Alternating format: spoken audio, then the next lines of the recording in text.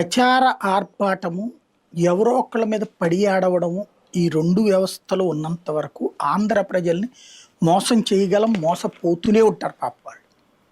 ఇక్కడ ప్రచార ఆర్భాటం అద్భుతం జరిగిపోతుంది. ఆకాశం నుంచి భూమి ఊడిపడింది. ఆంధ్రప్రదేశ్ అగ్రభాగానికి వెళ్ళిపోయింది. ఇట్లాంటి దొంగ నాటకాలు తప్పించి ప్రాక్టికల్‌గా నిజాలు ఇలాగే ఉంటాయి. నిజం ఎప్పుడు చేదుగానే ఉంటుంది. అవును. ఈ రెవెన్యూ శాఖ అనేటటువంటిది ఒక చీడ పురుగు లాంటిది. ఎందుకంటే తొలుస్తానే ఉంటది. అది మనల్ని బతకనియదు, చావనివ్వదు. ఎప్పుడు తొలుస్తూ ఉంటది. ఒరిజినల్‌గా ఆ శాఖ ప్రక్షాళన చెయ్యాలంటే కసితో బాధ్యతాయుతంగా పనిచేయాల్సిన ప్రభుత్వాలు ఉండాలి. కానీ ప్రతి రాజకీయ నాయకుడు ఎవడు అధికారంలోకి వచ్చినా వాళ్ళ ద్వారానే దోచుకోగలరు.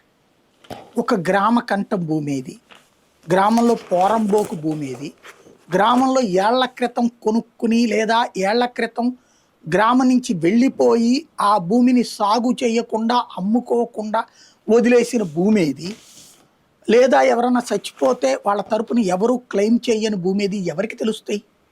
మీకు తెలియదు, నాకు తెలియదు. కానీ రెవెన్యూ డిపార్ట్మెంట్కి మాత్రమే తెలుస్తుంది. ఆ తెలిసిన దానికి ఏం చేయాలి? అవన్నీ అడంగల్లో మెన్షన్ చేసి అక్కడ సెట్ చేయాలి. కానీ ఈ భూమిని అధికార పక్షం వాళ్ళకి దక్కలు చేయడము,